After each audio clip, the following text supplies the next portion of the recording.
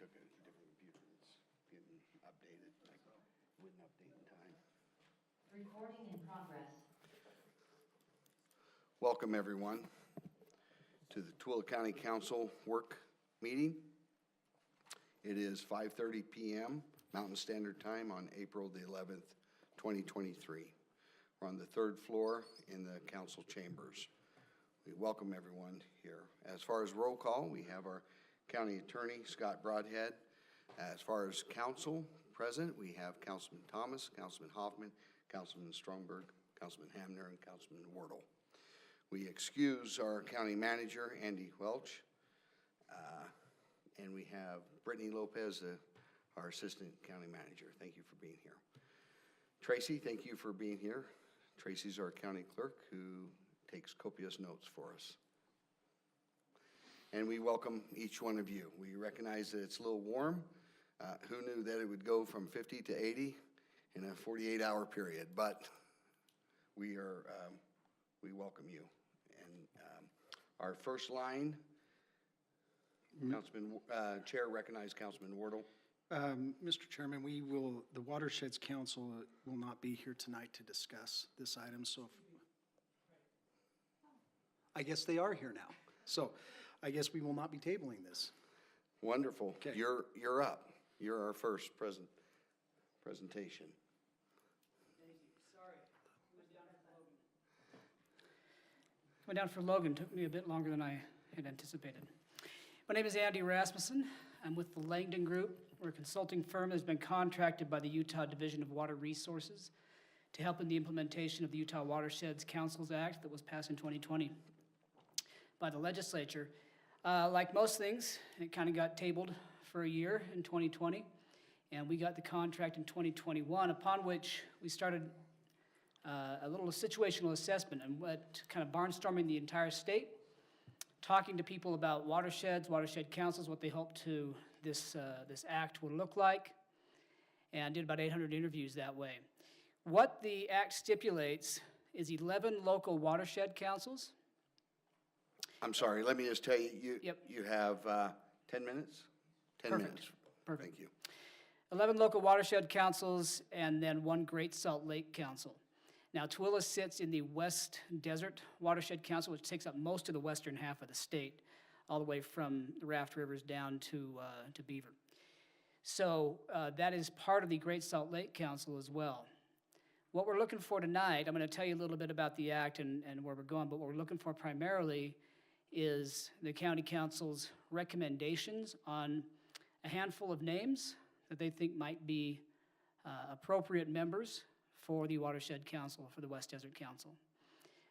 What we're doing is we're first standing up the 5 watershed councils that make up the Great Salt Lake Council, because they will all be contributing members to that Great Salt Lake Council as well. Those 5 are the Bear River, the Weber River, the Jordan River, Utah Lake Watershed, and then the West Desert out here. So that's what we're trying to do. Now, the watershed councils are meant to be, they're non-regulatory bodies. They are bodies meant to foster collaboration, facilitate discussion and communication, coordination among all water interests in the state. One thing we found when we were out doing our interviews to begin this process was oftentimes it wasn't so much in the water world like the right hand didn't know what the left hand was doing. A lot of times the right hand didn't even know that there was a left hand.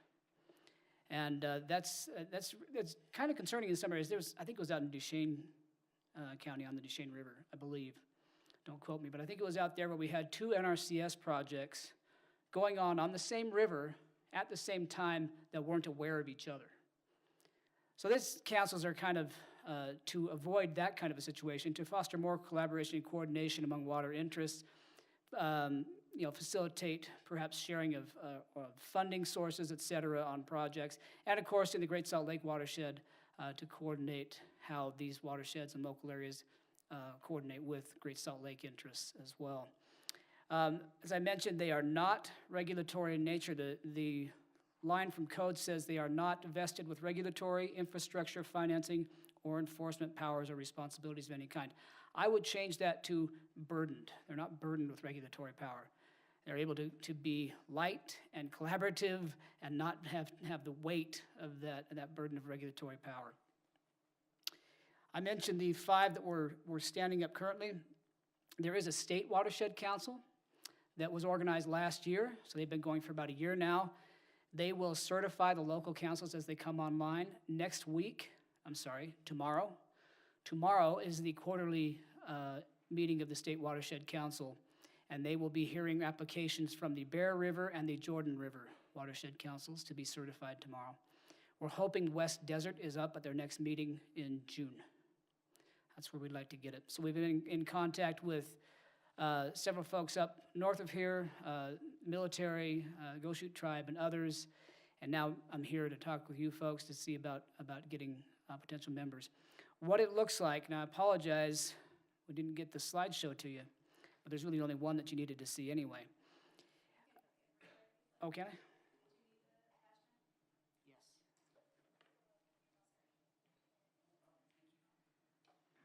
Well, that works even better.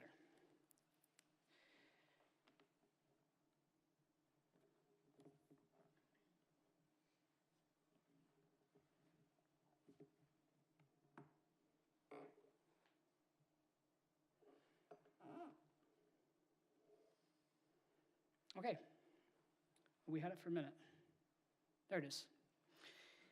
So there you see the map of these 11 local watershed councils. The part shaded in kind of a light blue or gray there is the Great Salt Lake Watershed Council that will include members from those 5 local councils you see. What I primarily wanted to show you this slide is in the act it says in a balance, you can see there, a balance appropriate for the watershed, and where feasible, members shall represent the following interests. So we want to have these interests represented on a watershed council. One is agriculture, industry, I'll go through these quickly, Indian tribes, public water suppliers, water planning and research institutions, water quality, fish and wildlife, water-dependent habitat and environments, watershed management, mutual irrigation companies, and local sponsors of reclamation projects. Now, it does mention there, local council may also invite, and so far the 2 have, state and federal agency liaisons to be a part of the council. However, they're liaisons, they can't be voting members. This really is, the intent here is that the local councils are local, right? You can liaise with state and federal agencies as they should, but they really want to be local, grassroots driven.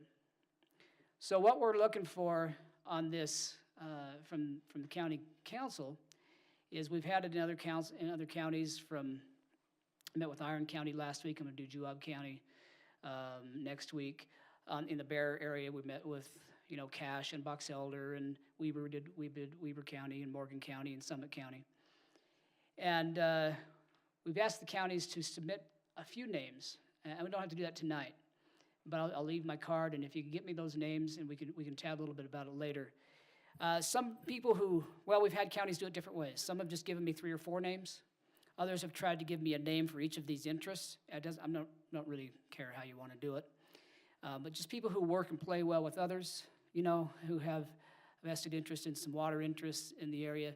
And you can see down there at the bottom in red, it said members must reside or work within the watershed or own or control the right to divert water within the watershed.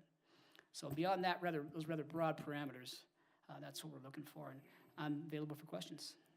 How many members do you want on your council or on this committee? Thank you. Good question. It is fluid. The template for the organizing documents that the State Council adopted last fall says between 9 to 21. However, the Jordan River Watershed Council is likely going to certify a lot more than that because it's the Jordan River Commission that has applied for certification as the Watershed Council, and their board has about 45 members. That will be an exception. We're looking for between 9 to 21. There's 11 interests represented here. If we had 11 and those interests were represented, I think that might be ideal. Council Ward. So how many names are you asking us to bring forward to you? Up to you. Again, I would say between 3 to 11. If you want to represent every one of those, that's fine. 3 or 4 is fine as well. And let me ask you a question. When they present a report, who does it go to? Who are you presenting that to? A report of? council gets together and they decide something, or Oh. they're going to put a report forward, who would you go to? Go to me, actually, yeah, and we'll be organizing those, what we'll do first is we'll see how big the list is that we get from the various counties and interests. We'll be talking to other interests, water-related interests in the area. If it's just big enough that those people, to organize the council, we'll go ahead and do that. If, as it has been the case in other counties, it's bigger than that, then we'll go through that list and first gauge interests and availability and those kinds of things and start to whittle the list down that way. We may come back to you, actually, if we have a giant list. If you mentioned a deadline or how quickly you want the names by, I missed it. Is there a timeline? There's not a hard and fast timeline. I'd like to get West Desert ready for the next state council meeting in June. So if we could have these names, by 1st of May kind of time frame. It's not a hard deadline, but that's kind of what I'm looking at. Okay. Council, any other questions, comments? From the manager's office? Just if you could email us that slide. I will. You bet. And you'll leave your card with Brittany? I will. Thank you. Thank you. Appreciate your time. Thank you. Thanks. That brings us down to line item transfers. Bring up our auditor, Alison McCoy. All right, council, we have a few line item transfers for you tonight. The first one deals with an issue that you that we talked about a few council meetings ago. This will be to move some funds for the UAC, for the Public Lands Council, into a restricted fund balance for $33,000. Again, these funds will stay with us until UAC has plans for those funds, and then we'll move those out. The next one that we have is $65,000 for the Tourism Master Plan. We're going to be moving these funds from the salaries and wages line. Originally, when we talked about this, we talked about the possibility of 2 positions, and so I do want to make it clear that we are moving these funds from the salaries and wages line, which would limit the ability to hire 2 positions from that, for that. So, and then finally, this line item transfer that we have came about after a discussion over Deseret Peak. We realized that we had inappropriately put funds for these projects here. So Deseret Peak, Trails and Transportation, all within a roads line in our capital projects fund, and that was obviously not the intent. And so we broke these out so that they're in the projects where they should be. And so those are our line item transfers for tonight. Council, any questions for Alison? Thank you, Alison. Do you want me to do the next one? Yes. Okay. I didn't look down quick Okay, enough. No, that's okay. The next one that we have is budget adjustments for tonight. The first one that we have is for our transportation department, and it does include 2 new employees. This is for our UTA program. UTA will cover all of this, and so I just want to make sure that that's understood as well. So it's for $185,000. It covers salaries, wages, materials and supplies, and travel and training. And then the next one that we have is for a CDBG grant that will pass through to us, to the Housing Authority, for $200,000. So, any questions on those? Council? No. Thank you, Alison. That brings us to resolution ordinances. Colin, Winchester. Consenting to creation of the Utah Inland Port Authority project area.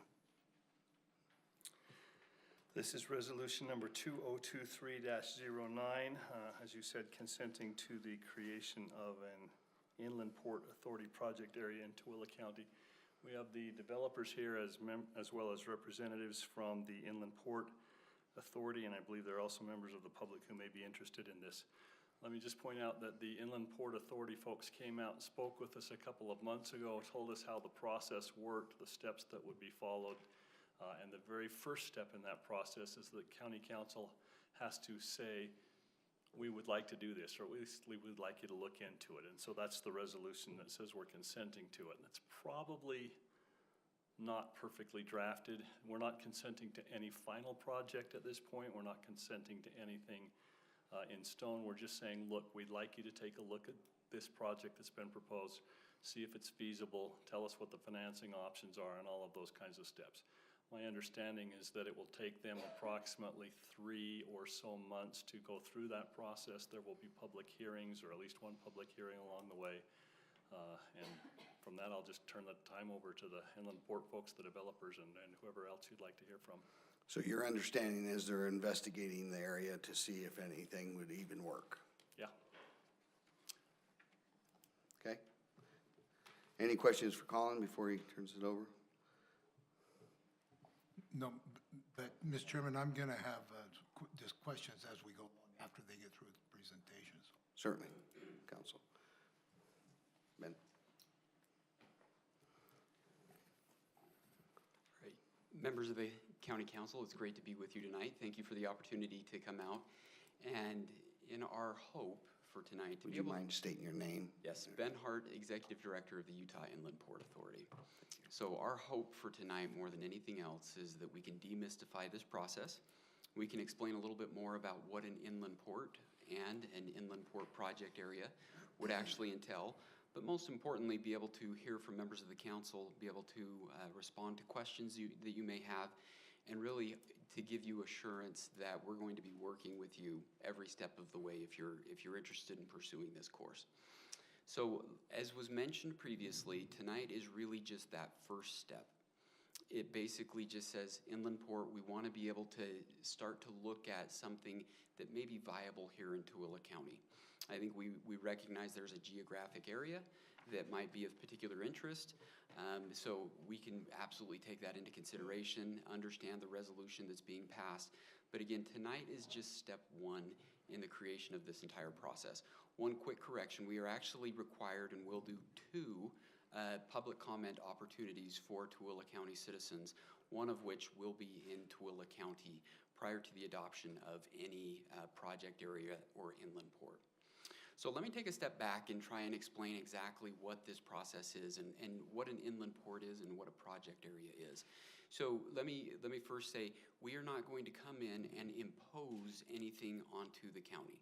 First and foremost, we are going to work hand in glove, listening to the county, what you would like to see happen in this project area, and ensure that we're meeting your objectives.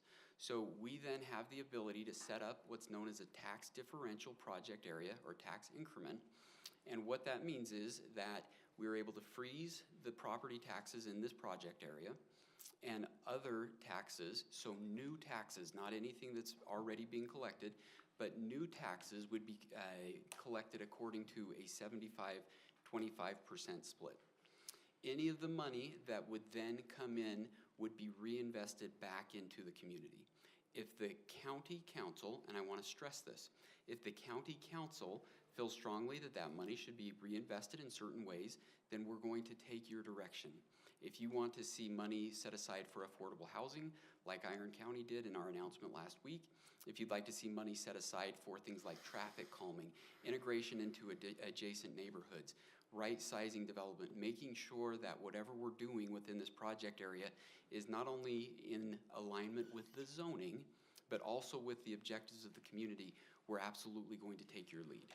So you're not just handing this off and you're never going to see us here again. Our commitment is you're probably going to hear from us more than you want to, quite frankly. As we're working through these processes, whether it relates to public financing, whether it relates to any type of spending of these revenue dollars, we're going to do it in coordination with the philosophy and the guidance of the county. At least once annually, we will come back to the county and do kind of a re-up and see how the money is flowing according to estimates, make sure that we're in line, but also make sure that we're working with any landowners and others that are necessary to help carry out this development. Now, our real focus and scope, I've talked a lot about a project area, but our real focus and scope at the Inland Port is really twofold. One, how do you optimize the logistics infrastructure that's in your county? Meaning that, are you really going to send everything on the roads for the next 20, 30, 40 years? Those roads, I was surprised. I haven't been out to Tooele for a year or two. We were coming back, in rush hour. I was really surprised how much traffic we're seeing increase on Tooele County and Tooele City and in these roads here. You can't continue to put every truck coming into the community on the roadway. So how do we optimize the rail system that's already here in the county, make sure that we're building facilities that are community scaled? And I want to stress that. We're not going to come in and build a massive facility. We're going to work with the county. We're going to consider what the right size rail facilities are, but we want to make sure that it's not going to inhibit or hinder adjacent neighborhoods, but also that it's going to serve the businesses in this region as well. I noted and have noted previously, Tooele has a great history with rail. This is a community that understands what rail is. Rail has been coming in and out of this community, and you have a nexus here from several major lines coming into the state. So I think Tooele understands what rail is. Our purpose here and what we're looking at is not to overpower or impose rail onto the county. It's to work with the county and the business community to develop the right size rail facilities and make sure that whatever the infrastructure is that it's creating a more efficient system for you so that you're not having to constantly reinvest into roads that are getting beat up by the constant movement of trucks and goods. The other side of our scope, and this feeds more into the project area, but we want to make sure that you've got a good, strong economy moving forward. And so the way that we do that, working with landowners, working with developers, we want to be able to bring the best businesses, not only in this county, but in the state to this community. We want to make sure that there are high-wage jobs for your kids and for your grandkids to make sure that we're not just growing for growth's sake, but we're growing the right way that's really going to help your community. I've been doing economic and community-based work in this state for 20 plus years now. I worked for Layton City for 7 years. I worked for the governor's office for 7 years. I really understand the impacts that businesses can have on our communities. What we're proposing and what we're talking about is not just clearing the way and facilitating that impact, but we're saying, how do we grow? How do we help with economic growth that is really going to empower this community? The other thing that will come with a port designation is it will give you opportunities for federal grant funding for things like sustainability issues, environmental related green technology, whatever the county may be interested in. That port designation will allow you a new opportunity to bring in new funds to help not only with some of the things we've talked about, but also other things related to sustainability. And so we'll be an active participant helping you in that regard wherever the county may be interested as well. So this is not a one and done. This is not a just, hey, we're going to pass a resolution we'll never see from the port again. We're going to be here every step of the way. We're going to, again, hold at least 2 public comment periods. One of those will be in the community, but the other thing that we're going to commit to do, and we will work with the county council however they feel best and whoever they want us to meet with. But we're willing to meet with whatever stakeholder groups out here you would like us to meet with, and that certainly that we hear from. We've had a few representatives from Tooele County. I don't want to name any names to give away or to speak for their positions, but we know some of the concerns that have been expressed out here. We know some of the concerns with regards to bringing a lot of traffic to a community that's already starting to see some pretty significant growth. We're aware of those concerns, and I think through this process we want to hear from community members and be able to integrate and accommodate what they're saying and not just roll over the top of them. So even within the project areas, we look at that. What are the right ways to help address those concerns and make sure that what we're doing is in the best interest of this community?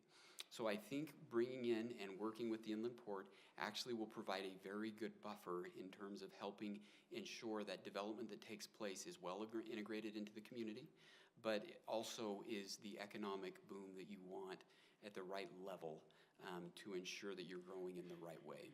And we're absolutely willing to make that commitment. So we understand you have a resolution before you tonight. We understand there have been a lot of voices that have a lot of people who've given their voice on this opinion.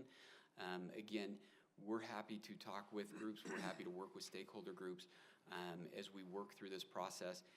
The statute, as was mentioned, as Colin mentioned, there's a process we can go through. It could be as quick as the county would like to have happen. We're not recommending to take that approach. We're recommending that we slow down. We take several months and that we listen to county citizens instead of just trying to move forward very, very quickly. So our timeline in this will work according to how quickly the county would like us to move forward, but we're not going to move quicker than what you would like us to. So I know there have been other concerns about the reinvestment, the property tax differential, tax increment, as it's phrased in CRA, Community Reinvestment Act law in the state. We're aware that everything above a base year, so I just want to reemphasize this, is new revenues coming into the state. So this project is not taking away from any taxing entities. What this is being able to kind of bet that we're going to be able to create new growth, the right kind of growth that will help to reinvest into this project area. So again, not taking away from any existing financial structures or any existing taxing entities, but using future growth to help fund the right kind of growth for the county. Are you talking about the 75-25 split when That's- you mentioned that? Yes, exactly. Who collects that? Is that the county or is it the state? The county. So what we're talking about in this revenue stream is all property taxes. So all of this would still flow through Tooele County. Okay. Thank you, Mr. Hart. And we're just talking about step one tonight. Councilman Thomas, did you have some questions? I do, Fire away. I do. Famous last words, This right? is probably more directed toward us. Is your mic on? No.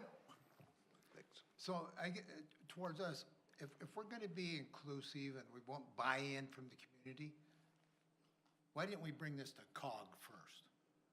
Why didn't we, COG is our Council of Governments. Sure.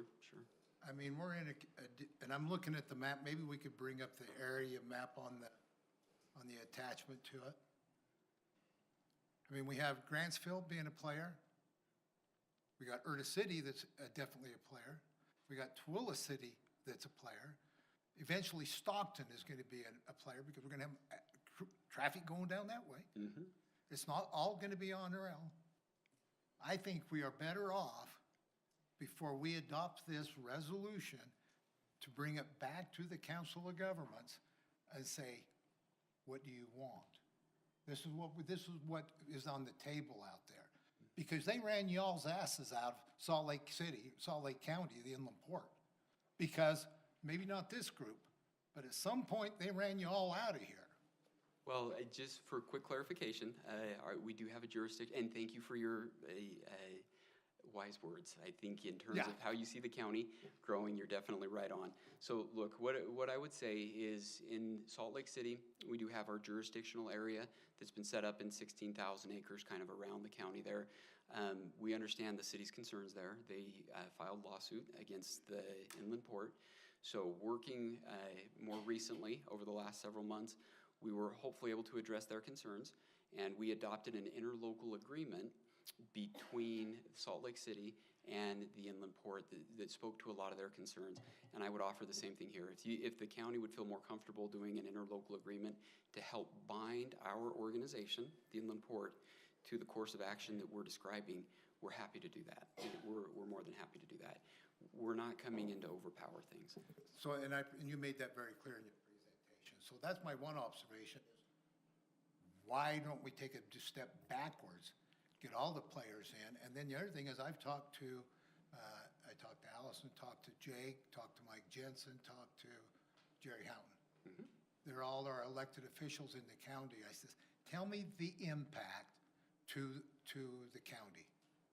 Not just because we're the unincorporated. I mean, there's a lot of people that are living in incorporated municipalities now.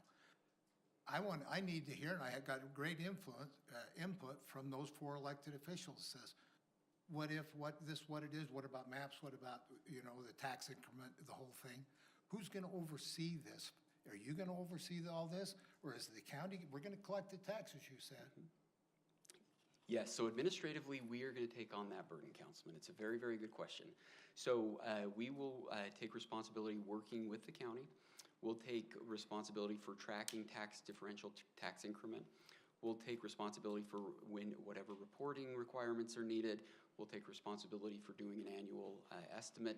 We're happy to take all of that responsibility on.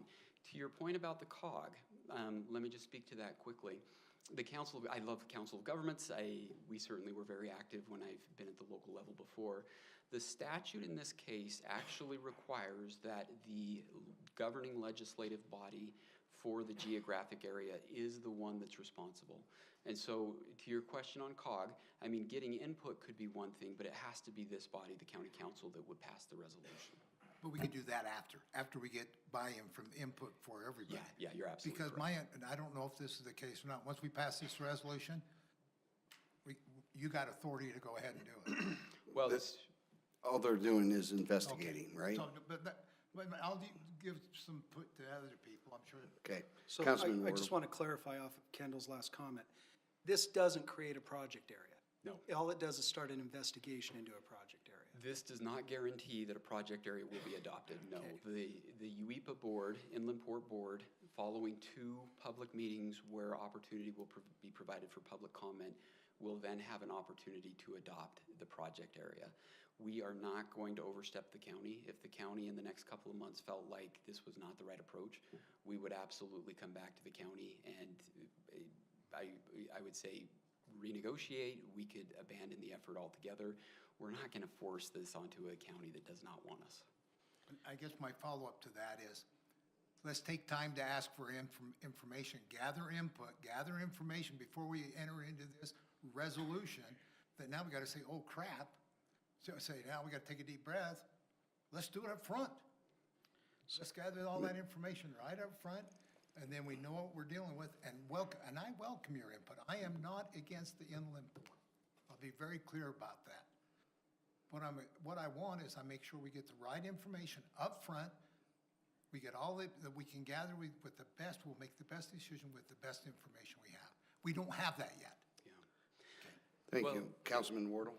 So I have a few questions. Yes. The first one is, can you guys start spending money on helping us if we don't have a resolution and allocating your group's time to do this without a direction that the council is going to investigate this? No, and statutorily, what the project area is, we look through this. Obviously, we can do some due diligence in terms of establishing and writing the project area plan and budget. Councilman, I think to your point, the project area plan and budget, we don't want to start doing that until a resolution's passed. So, no, we don't want to spend a lot of time on resources until that resolution is passed. At that time, how we populate that plan and budget is exactly the process that you're referring to. So we will go through that whole process. So Ben, on the second step, that basically what you're doing here tonight, we would do at the Council of Governments without any of the other information, because we can't do that until we go through the statutory requirement. Yeah, that's correct. And then getting access to the funding like the AIB, the infrastructure bank, anything like that, statutorily, you have to have a project area before you could go to that step as well. Okay. I don't disagree with Kendall on meeting with COG. I think we need to do this according to the statutory functions, though. And I would suggest that we do that after this resolution tonight. And I also would include the tax roll group who expressed concern about this, that we set up a meeting with them to address their concerns about what the county resources that would need to be used are. I think that that's a very important part of the process. So if I'm just understanding, when we set up agreements, we're not setting them up right now. Right. We will set them up by resolution or by ordinance, and we can have a charter that governs those. Is that correct? 100%. Okay, and the charter we can write interlocal agreements into, we can write taxing, any kind of taxing issues that we have, that can be written into those agreements. We are going to give you 100% assurance of everything that you require to keep this community safe and to make sure that we're effective in an interlocal agreement. That is correct. So last week when Iron County, you guys celebrated that, which was a great event, Iron County asked the Inland Port Authority to do a lot of the mapping and the GIS work. Is that correct? We can do all of that. Okay. So who puts together the legal boundary descriptions? Well, so our staff, we have somebody that is GIS trained, and so he put together all of the maps for us in the Iron County project area. He also put together, is helping us with some of the other communities as well. We feel very confident that he knows what he's doing when it comes to assembling the right legal descriptions. He's well trained in that regard, but we're happy if the county sees it and wants backup from a professional surveyor or something like that. We're happy to do whatever the county needs. Does the new governing, and I'm guessing that when the project area is created, the Inland Port Authority, do they have zoning power or not zoning power? No zoning power. That is all determined by the county. So the affected plots that we're looking on the maps right now, I believe most of them are, if not all of them, are manufactured. Is it light industrial or industrial? I think we're M1 in most of these areas. I would defer to the county. The one on the right with the 2 yellow boxes is MG, that's manufacturing general. Okay, There's a little one on the left that's also manufacturing general. The rest of it is multiple use 40 acres. okay. Okay, multiple use 40 acres does include industrial in the other areas. It does. I mean, we just went through a zone change on that. Okay. The last question I have is, when you talk about setting forth kind of a plan, where you say that we'll hold at least two public hearings, one will at least be in the community, what would be the reasoning of not holding a second one in the community? Well, we've got a few other, let me first say this. We have a board that is really, really busy, so we get them about once a month. Okay. We've got a few communities that are going to be ahead of you in this process, and so we need to be respectful of being in their communities as well. So I will just say we're willing to commit to 2 public comment opportunities, but in terms of where we're going to be in different communities over the next several months, we probably can only guarantee that we'll be here once. If we have the opportunity to do it twice, I promise we will. Thank you, that's all I have, Chairman. Just Thank you. slightly brought up, made me think of another question here. What if someone were to annex this, because this is in the unincorporated areas, what if it was annexed into Grantsville or Well, so remember, we don't control zoning. Ours is primarily to do with the tax structure underneath the properties, the property tax. So if somebody were to, and we would assume that could very, very well happen because this is unincorporated Tooele County, it would be fine. It would just be an inland port project area within the jurisdiction that annexes it in. So just like, when ERDA Incorporated, they took on a water district and some of those things, so. Okay, any other questions, council? Kinda? I'll give it to Eric and Ty if they want. No, I asked the question I had.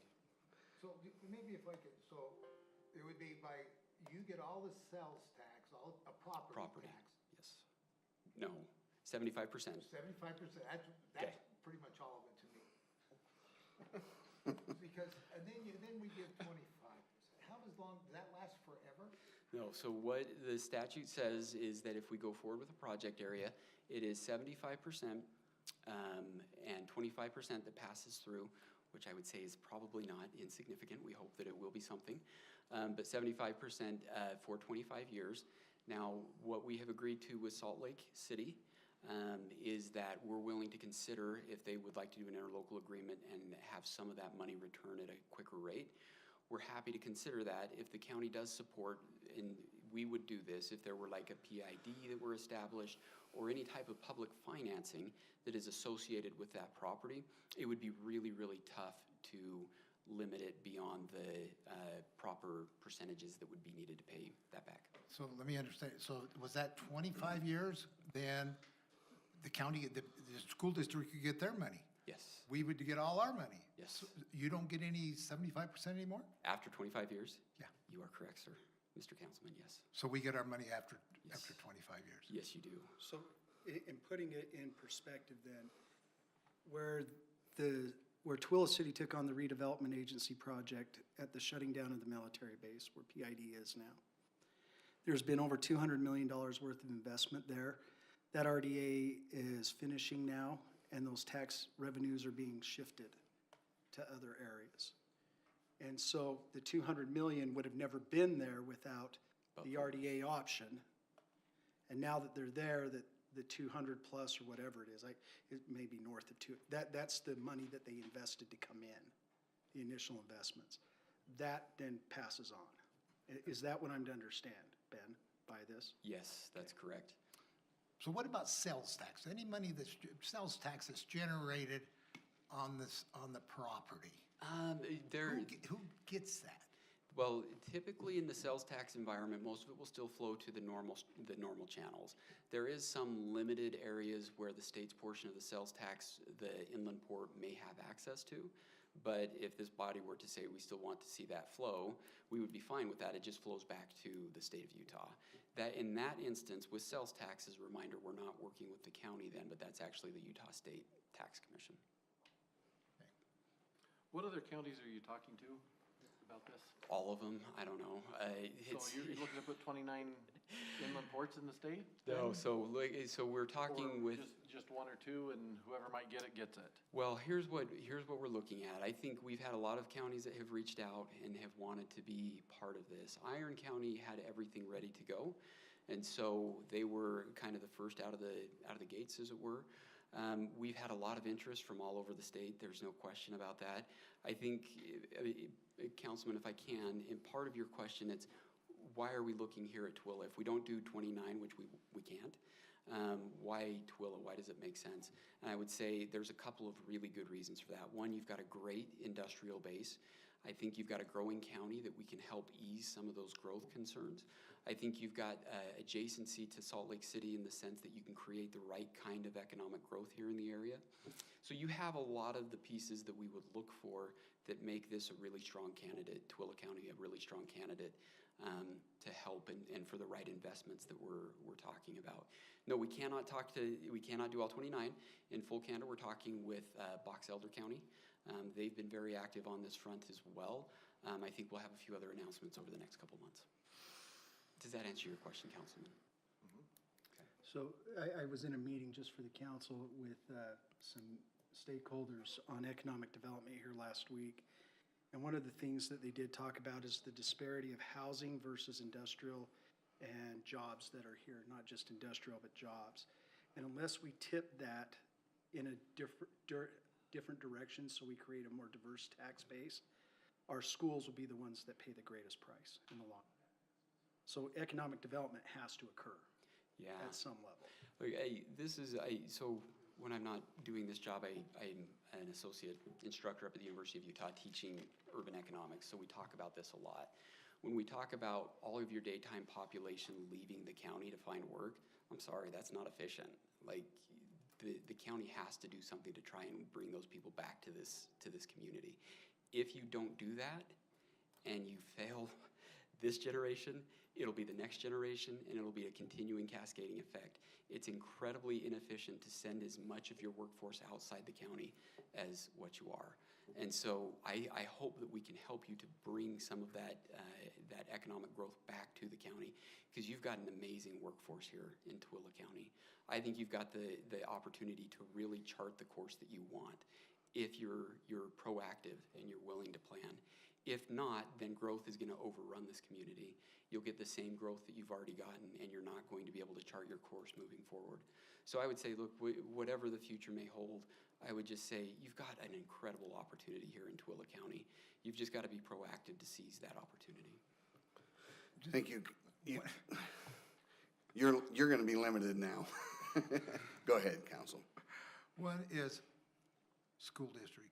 I mean, I love this project. I think it's something we can do, economic, it's important. But for hell's sakes, you gotta leave the school district alone. We can't, we're out asking people to increase their taxes, and yet here we are helping a developer, and we're bringing all this in here. If you could leave that school district, leave them harmless. We'll take the direction from the county. Again, as we work through this, if we hear from the county council that they would like to leave the school district harmless, then through interlocal agreements, we can arrange that. And the last thing I'm gonna say then, I'm supporting this, but I would like to have this discussion with COG, and then let's bring it back and talk about the resolution. We're not in a hurry. I absolutely do not believe we're in a hurry. Yeah, we wanna make sure we don't miss anything, but while we're hurrying, I don't wanna screw up. I don't wanna fumble the ball. So I think we take a deep breath, we meet with COG, we bring it back, we get all the players, gather input, especially from all the stakeholders, as Councilman Wardle said. Then let's bring this back to a meeting and talk about a resolution at that time. And I hope, Council, I hope in my zest, I did not mean to say the Tooele County Council is failing at anything. I hope that did not come across that way. I think this council has done an amazing job over the years managing a lot of difficult issues, so I hope that did not come across. Thank you. Thank you. Mr. Hart, let me just recap. What I'm understanding is, once again, is you're looking for a resolution to do an investigative report so that we can have information to give to COG to consider and to the council. Is that? Yes, correct? I think we'd say we're looking for a resolution so that we can work at the behest of this county council and any COG members and others who are interested, and other stakeholder groups as well, and starting to due diligence on what an inland port facility could be. And if at the end of the day, we all come back and say this is not gonna work out, we would totally understand that. But that's what we're asking for, correct? And we're not committing to any other financial obligations. You are correct. You're on the contrary, you're welcoming them into your community. Thank you. Any other questions, council? Thank you, Mr. Hart.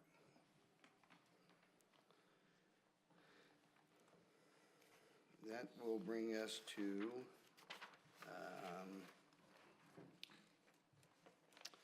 Colin, you're up again. Authorizing the county manager to execute documents related to the purchase of real property from South Rim. You will be shortly asked at your next meeting on May 2nd to either approve or disapprove the purchase of 5 acres on Silver Avenue across from the South Rim development, where it is intended that a fire station will be built. There is currently an offer that's on that property, and it has been accepted by the sellers. The title company for this closing, if we get to that point, is Security Title. And Security Title has asked us for a resolution from the county council saying we authorize someone to sign the documents at closing. This resolution says that you authorize Andy to do that so that if and when we get to closing, Andy can go over, sign all the necessary documents. If the entire deal falls apart, this resolution doesn't hurt anything. We could either just leave it on the books, it'll never happen, or we could rescind it, either way. So if the resolution is approved by the council, then this resolution will authorize Andy to sign in the county's behalf. Correct. Okay, any other questions, council? Thank you, Colin. That brings us down to contracts, inmate food services, and I know Paul is not gonna be here. Who's gonna speak to that? Brian's here. Brian, we would rather have, wait a minute, I didn't say that publicly, no.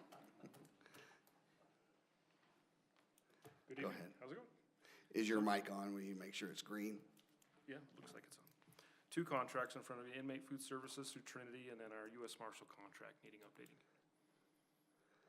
Yeah. Do you have any questions on either of those?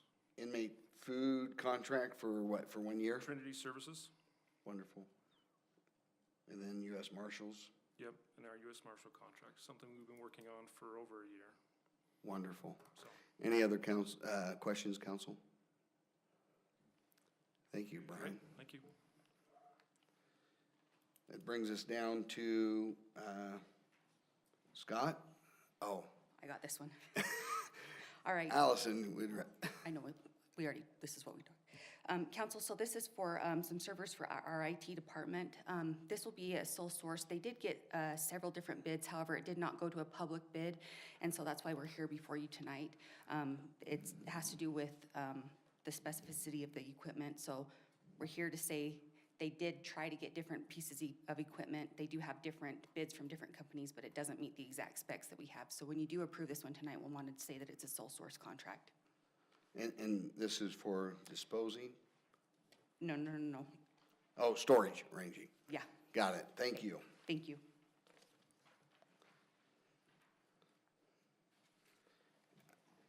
Okay, discussion items.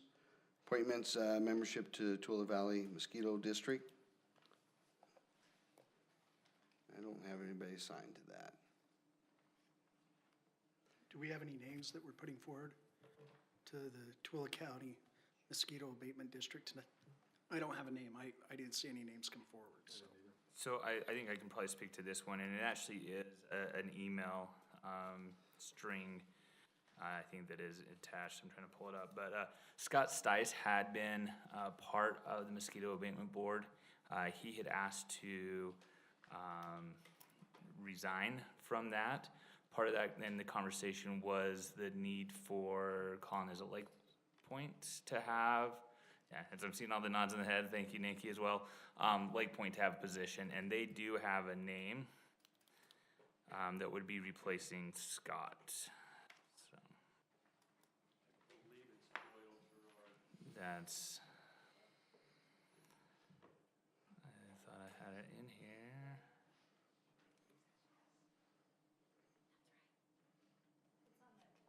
Yeah, I just had to get to it, yeah.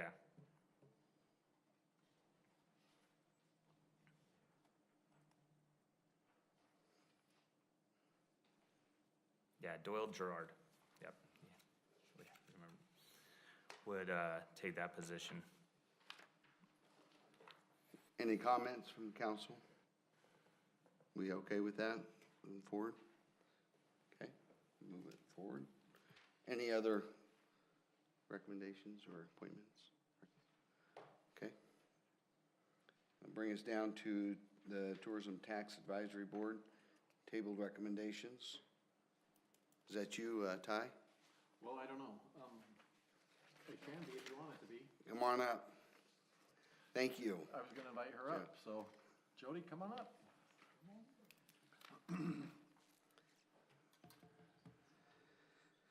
There are a couple of questions I know the council has about some of these, Okay.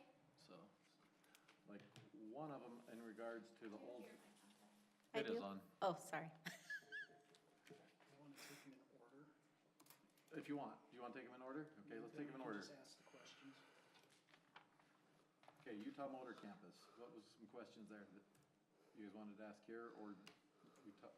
I think we've set or gave some assignments to have some council go out and talk to them. Is that correct? Yeah, so it was recommended that me and Eric meet with Utah Motor Campus. Okay, so we'll hold off on that until Councilman Hoffman, Councilman Stromberg is able to meet with them. Okay. Okay. And then next one? The James L. Bevan Pioneer Museum. What were some questions or concerns as to that one, why it was tabled? I didn't know of any questions. I didn't have any.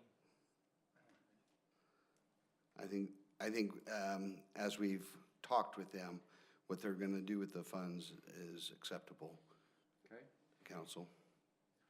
The old Grantsville Church Foundation. Now, one question that came up on this is, which church is it? There's two churches in Grantsville. There's the first one as you're coming into town, and there's the other one that's out there by the Donner Clark Museum. I think it's on Clark Street. Yeah, it's isn't the it? one across from the Donna Reed Museum. Correct. Okay. Is that privately owned?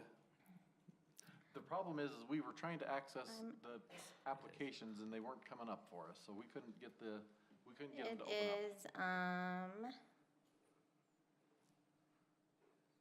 says right here, yes. It is Kelly Wanberg and McCay, M-A-C-A-E, Wanberg. The owners of it? And what type of events do they hold that bring people into the county? It's a gathering place for family, birthday parties, weddings, receptions, funerals, celebration of life, church meetings, business meetings, luncheons, class reunions, preschool graduations, music recitals, free concerts, children theater classes, performances, dinner theater performances, etc. So council, this is the old, what was referred to as the First Ward building. They have taken the chapel, and that is where they hold these events. The rest of the building is a residence of the Wambergs. It's exact, the location states here, 297 West Clark Street in Grantsville. So they live in part of it? Yeah. And so what they're talking about is just the open part? On that chapel part, I mean, it's an old adobe building, it's falling apart, and they're looking to be able to repair it, so. Okay. So this is one that I think if we do it, I think we ought to have matching funds similar to what we've done in Rush Valley and stuff, is my opinion. If we support that one. Councilman Hoffman, I think you're correct on that. We've set a standard that we've required and asked for matching funding on that. Unless Ty, can Councilman you put your Wardle- microphone a little bit closer? So they were asking, their request was 18.3. The board recommended 13, so if you wanted to change that to be half instead of more than half. I think I probably take a little different perspective than the rest of the council on this. On other properties, not only have we asked them to get historical status, but that the building is more of a museum versus it is a residence that is used for things that are used in churches. I mean, we don't give money to churches for receptions, funerals. I don't know what the tourism purpose of this is my concern. So they do, I mean, there are plays. I'm not sure, I'm not saying, I'm just making, they do plays, right? There are other events that probably do lend to tourism. I do have a similar concern, though, with it being a residence. I think I'd be more inclined if we were doing promotion for this and not hard costs on a building, so. Interesting, okay. Is there any way they can provide information, how many people came from out of town? So we normally ask that, let me look here and see on the applications. I'm looking at the actual application, but I do recall, if you don't mind me stepping in here, before we had our switch over of chairmanship, I did receive a lot of imagery from McCoy specifically, providing zip codes. I didn't look at them closely to see where they were from, but that information is available as part of their application. it is, As it's a right here. supplemental. I have, so I can just tell you on the images that they have provided. You have Clinton, Utah, Riverton, Utah, Midvale, Richfield, 84528, 84067, Lehigh, Taylorsville, Mapleton, Wellsville, Mendon, Farmington. Overall, they seem to do a decent job of tracking. Let's put it Yeah, that they, way. yeah. And a lot of it did appear to be from out of county. But Yeah, are they individuals from there? I'm really, So it's actually, yeah, it's individuals who have come. It shows like 3 people from Brigham, 84302, on a specific day. And then 1 from 6601, 3 from 8403003, 5 from 84120. So it's the how many people and the zip codes on that day. And it's like a social, it's almost like a social imagery look. Like a text message almost, is what it looks like. Okay, And then it has the people's names and, and council, if we get to our work meeting and we want to talk with them, we can certainly put this on the same list to have some council talk with them if we need some other information. Okay. I'm Next. also able to, if you guys want, I can also print and provide it that way, hard copies. But some of them with the zip codes, some of them are like 100+ pages sometimes, so. Yeah.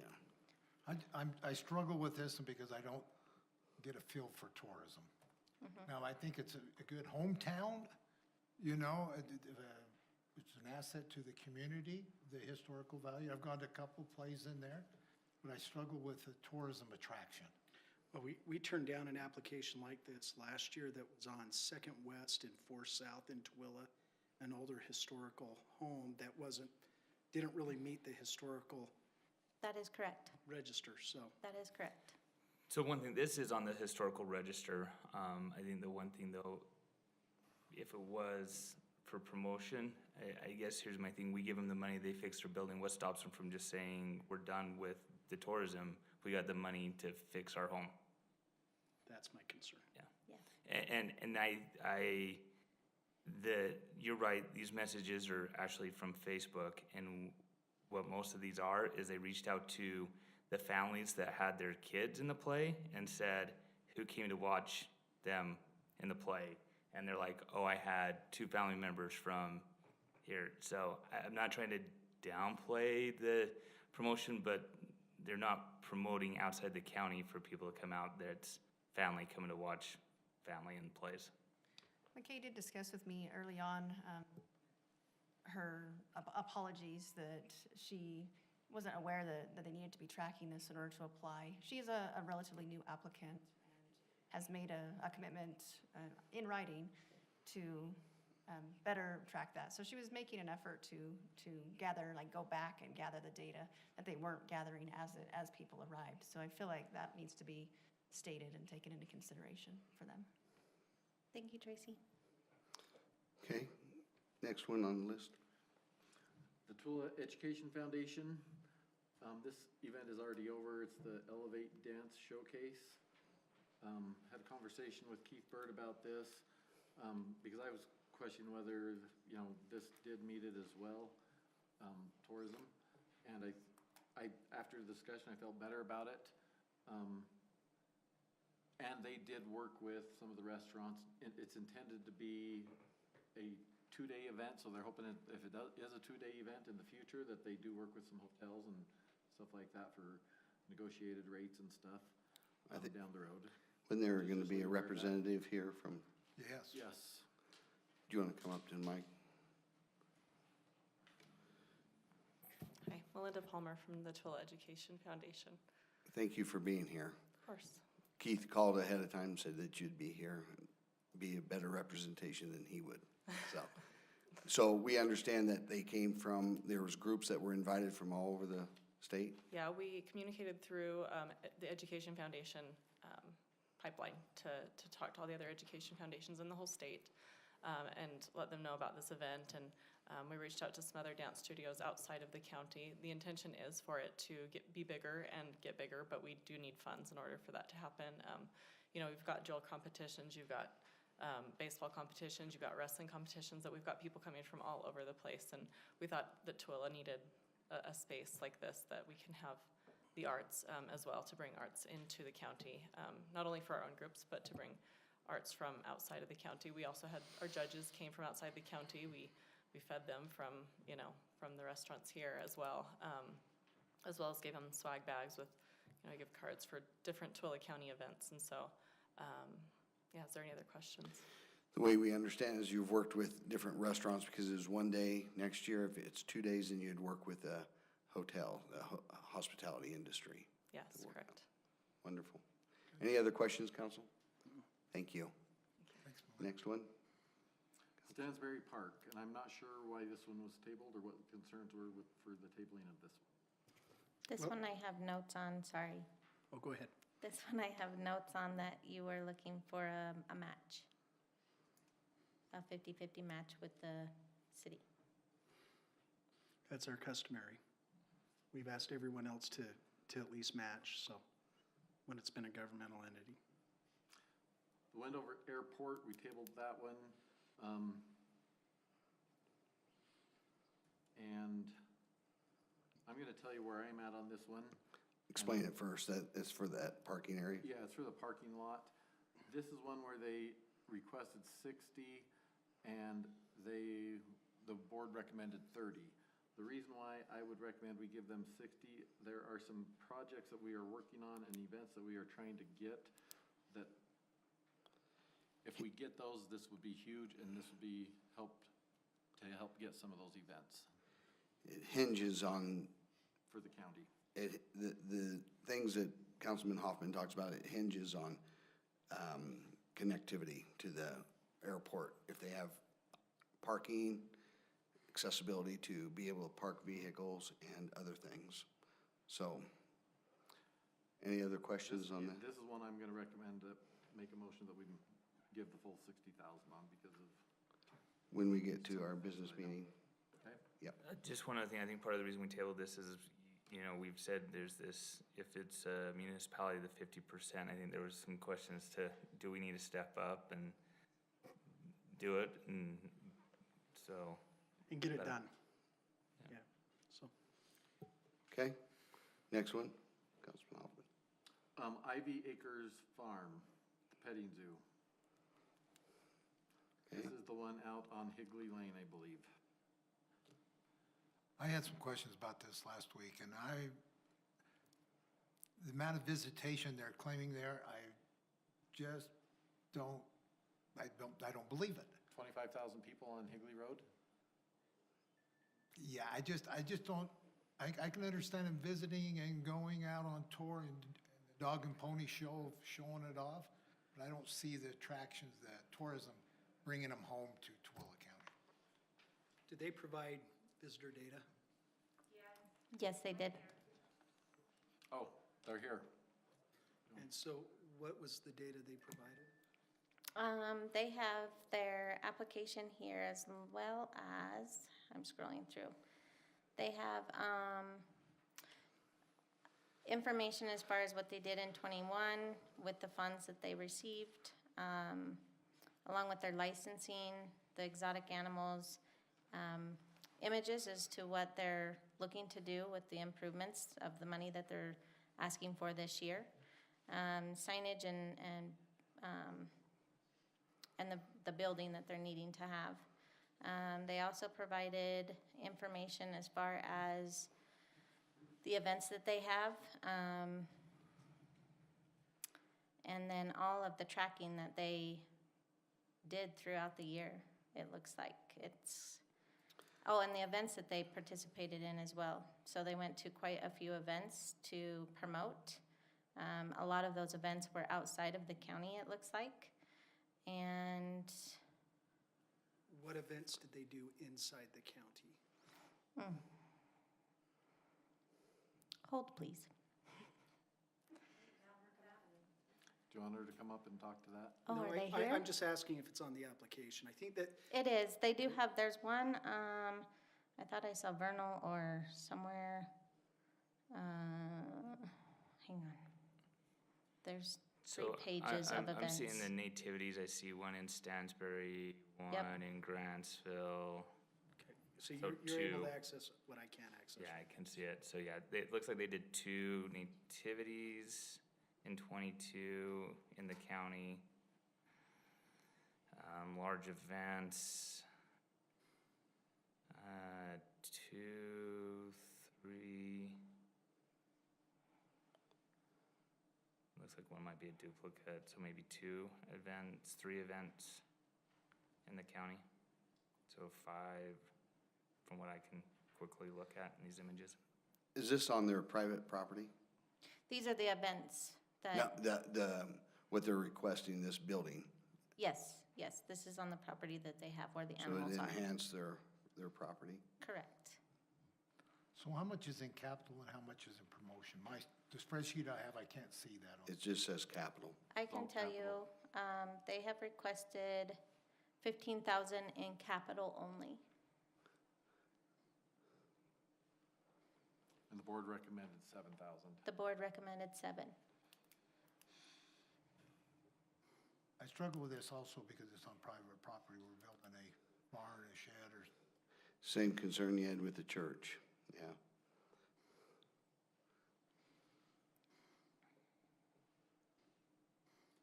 Okay, next one. Well, do we want to give her a second, Oh. a minute or two, just as it? Not me, Can we give there's you a representative that's Can we give in you just attendance. 60 seconds to 2 minutes to just clarify anything that we may not know? Well, I sent you guys all out an email. I don't know if you got it or not on Go the ahead, property. Nicole. But right now, we need a place for people to come and they can go in indoor petting zoo, especially in the wintertime. There isn't any place that I know of in Utah that they can do that. We have spent a lot of money on exotic animals, and I've been looking at this for quite a while, and looked at other buildings that we could lease and things like that, but there's nothing that we can do that would support that. We are getting calls every day of people out of town wanting to come to the farm and tour it. We just got one from South Carolina yesterday. We had a big group come in from out of the county today of 20 people. So we're on TripAdvisor. We're affiliated with This Is the Place. We just did a big baby animal days for them. We're affiliated with the Heritage Center up in Logan. We're very prominent out in Utah. But the only thing is, we want to bring, last year we were approved for a parking lot, which we put a nice parking lot in. But this year I found this barn that I can turn into an indoor petting zoo. I'm working right now to get my license with, a commercial license on the property, business license. I'm also working with the state in order to get them to certify every animal that we've got there that is not that's not licensed for us. We're also USDA certified. But this would bring in a great big amount of tourism. I've also met with Seabase, and it looks like they've got a lot of parking that and I haven't followed up with this, but they might have a lot of parking for like motorhomes and things like that out there, that if people want to come and do the whole tourism thing in Tooele, you know, that they could actually use that for RV parking out there. We've also brought in, I came back with 41 parakeets this last week. I want to put in a parakeet encounter where people come in and can actually interact with the parakeets with food and things like that. So we've got big plans. We've put money down on this barn, but it's, you know, with all the improvements we want to make so people can come, everything's on credit cards right now. So we were hoping that we could get this extra funding so that we can go ahead and get this, maybe go in the 1st of June, so. Question, What is your name? You didn't state your name, sorry. I'm Sherry Ivy. Okay, thank you. We're with Ivy Acres Farm called Utah Petting Zoo. so what's the size of your barn or your animal shelter shed that you're gonna build? What's the size of that? I believe it's, do you have that there? I think I do. I'm gonna look I at think it. it's like 26 by 49. Not a very big one, but it'd do what I need it to do right now. We enclosed it in. There would also be next to it a place where they could actually barbecue and a little fire pit that they could go ahead and, you know, roast hot dogs or whatever. There's going to be a children's play area right there. There will be a covered area where they can, we've invested a lot in tables. We have tables already. So, but we've just gone all out. I've got 2 kangaroos, 2 wallabies, I've got a zebra. You know, some of you have been out there, Kendall. I've been Haven't you been out there? Yes, ma'am. Can I make a recommendation from a licensing standpoint that maybe ought to be taken into consideration with this business as well? Is that we are still waiting on the CUP, and this business isn't fully licensed commercially. That's one thing I would Something to take into effect, that maybe we need to wait until those things are Right, finalized, that and the uses are approved. We're waiting on the before we state start right funding now. them. We're kind of in a I'm rock. talking at the county level even. Yeah. That needs to be approved before we start funding potentially inappropriate uses. I'm not really sure. I think that needs to probably be determined by community development before we can start funding something that we don't know about. Thank you. Okay, Thanks, Sherry. Appreciate thank you. Next one, Councilman Hoffman. Otters and Others Zoo and Conservation. Their applicant request was $3,000 for promotion. That was recommended by the board to give them $3,000. And then they also requested $8,000 for projects, and the board did not recommend any for that. Now, the Is that applicant, correct, Jody? I actually show that they recommended 3 for promo and 4 for capital. I'm not showing the 4 on my, okay. On Otters? Yeah. Yeah. The request was 3 for promo and 8 for capital. And The the board tourism board recommended 4. recommended 3 and 4 Okay. respectively. now the applicant is here, Councilman. Okay. I'm short, sorry. I'm Kristen Rasmussen. I'm the owner of Otters and Others. I've had exotics since 2016 and done conservation work since 2016. I reside out in Stockton. I do lease BLM County. So, I mean, just as you guys think about it, how many of you gone to cruise ports and had your picture with parrots and monkeys and things like that, or swam with dolphins, right? You've gone to great lengths for that. So we have that here in Tooele County, and we have some that are nowhere found in the state or within several states. So as far as our Asian small claw otters, they are actually on the vulnerable extinction list, and we're working on conservation with them. But the nearest type of encounters for them would be Palm Beach, Florida, Spanaway, Washington, and Savannah, Georgia, as well as same thing with a sloth and capybaras, reaching as far as the closest is Minneapolis, Minnesota. So I primarily focus in education and conservation. I do have contracts with Granite School District. I go to their AP biology and do talks about conservation, and then they come for field trips, which I have 2 already scheduled for summer. Good Things Utah is coming April 28th at 10 a.m. this week. Of course, you guys can watch that morning. And then I've also got Groupons, which I supplied quite a bit, and it shows how many out-of-state people come, as well as, and I don't know if I supplied it, but my website, it shows how many views I've had per month or since I opened to the public, which was just in November. Can I ask you a question? Sorry to interrupt you. Yeah. But, for the capital projects, the $8,000, is that money for, or what's the intent of that So, money? we are a DNR certified pollinator conservation, so we do monarch, I'm a certified monarch migration stop and way station, and I want a greenhouse, a permanent greenhouse. If you've ever been to Stockton, nothing permanent stays, right? So, we've done our butterfly releases where you can come and see the chrysalis of the western monarch in a temporary booth, and I want a permanent one, and then use it as education in the off-season. So I do have an inside facility we do use as an education right now, that's about 40 feet by about 12 feet by, but I would like to be able to do more of that. And then we do release them. This year we're doing it in June, and we work with a butterfly facility so that we have host plants out of Draper. And so you can be able to do it, and they can make their migration to Mexico every year so that we can bring those pollinators back to us. We do have a certified beekeeper on hand, so we do our own raw local honey and things like that. And so, Thank so you. we have a large population of all of our bats in our caves and stuff right outside of Stockton that are also our big pollinators. So I have 4.5 acres designated to just pollinator, as well as about 2 acres of BLM land I lease for it as well.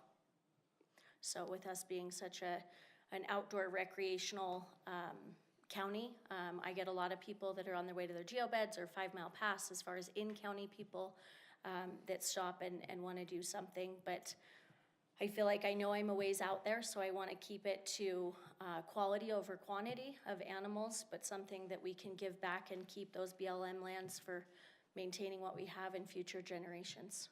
Thank you. You're welcome. Appreciate it. Thank you. Although I would dispute one thing you said was, in Stockton, nothing permanent stays. Well, let me introduce you to to Kendall.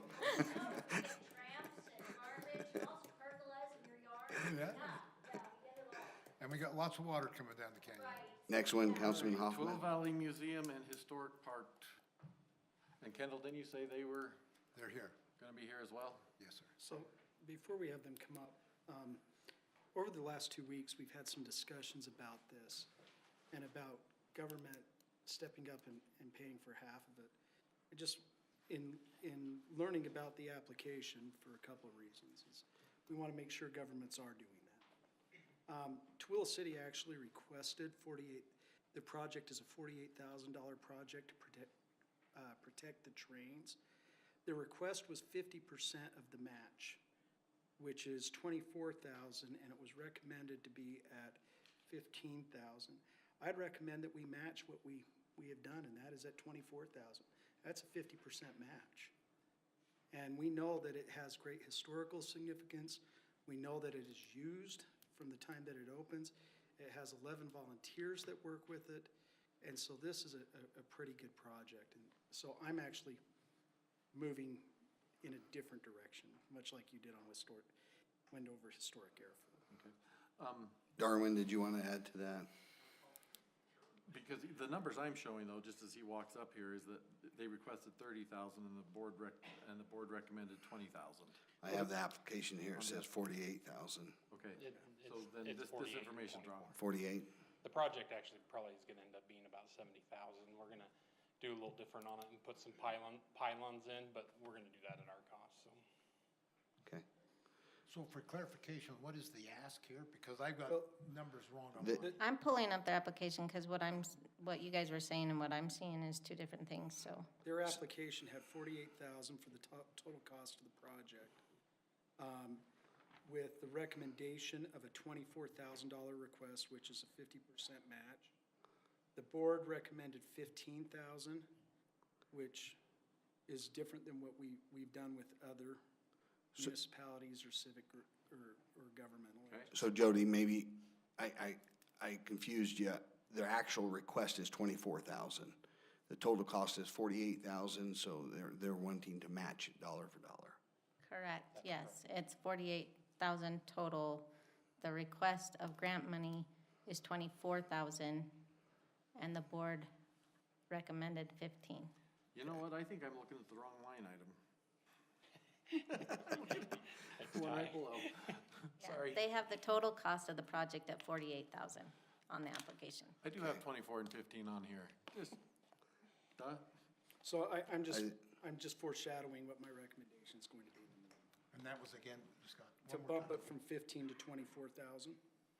Well, we're seeing they already went and got the match that we've been talking about from, Yeah. So- The match is there, so we match our side Yeah. to the 50% mark. Okay, thank you. all right, Clark Historic Farm. They were asking for 8,000 for promotion. The board recommended that. And here's where we get the 30 and the 20 numbers is on, is on the Clark Historic Farm. Their application was for 20,000 and the board recommended 20,000. Their recommendation, so their request was actually 8 in promo, 30 in capital, and we recommended 8 in promo and 20 in capital. I thought that's what I tried to say. Maybe I messed up. I think you meant that, yes. Okay, well, We're on the wrong line. I might be, yeah, I don't know where I'm at this point. It's hot in here, it's okay. Any questions or concerns about this? So what's the ask then? So one number, we're, on mine, it says 30 and 20. 30 and 20 is the correct one for Clark Historic.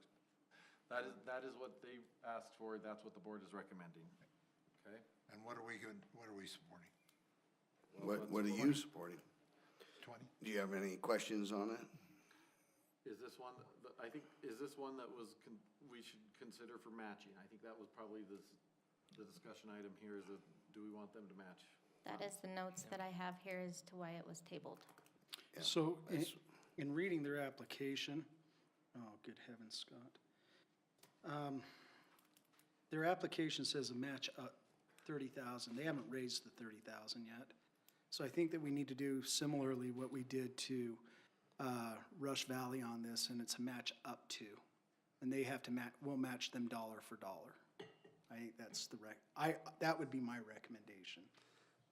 I think we've showed precedents in the past to do the same thing. so are you saying matching, so they're saying they need 30,000, so are we saying it's 50-50, so we do like 15 match, so their total ends up being the 30? I'm trying to go back to their application. Just give me 1 second. Here's, the problem is the application isn't real clear.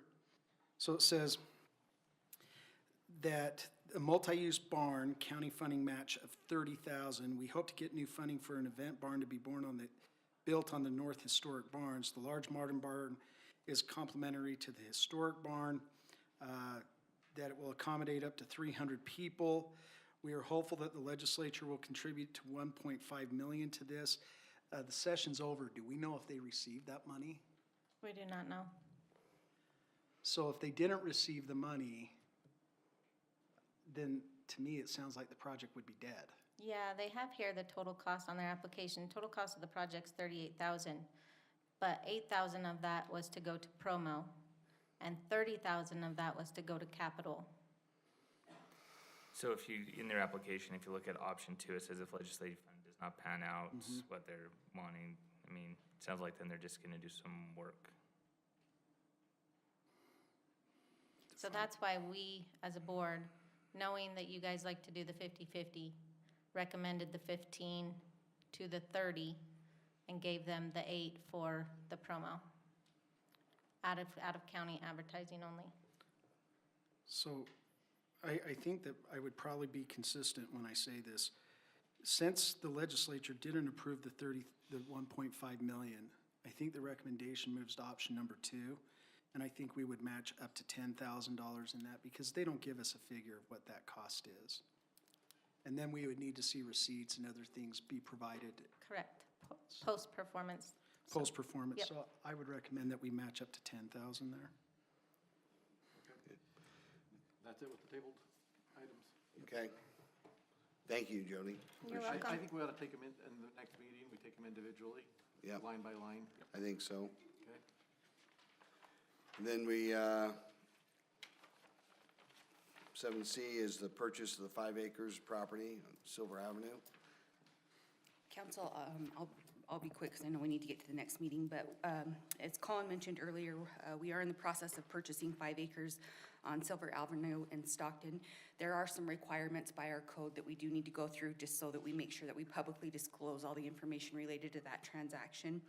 I won't read the legal description because it's long, but it is posted publicly. But I do want to just kind of read off the rest of it. The name of the proposed seller is South Rim LLC, more correctly known as South Rim LC. The proposed purchase price of the property is $280,000 plus an additional $32,000 for 2 acre-feet of culinary water. The parcel is located located near Stockton, Utah, adjacent to an area commonly known as South Rim. The property faces northwest and fronts Silver Avenue and will consist of 5 acres out of parcel number 06-024-0-0017. And like I said, I won't read this legal description, so. Would you please, though? And could you do it in an opera voice? Well, we do that sometimes at my other work, but I won't do that here. Are there any questions related to this? No. Council?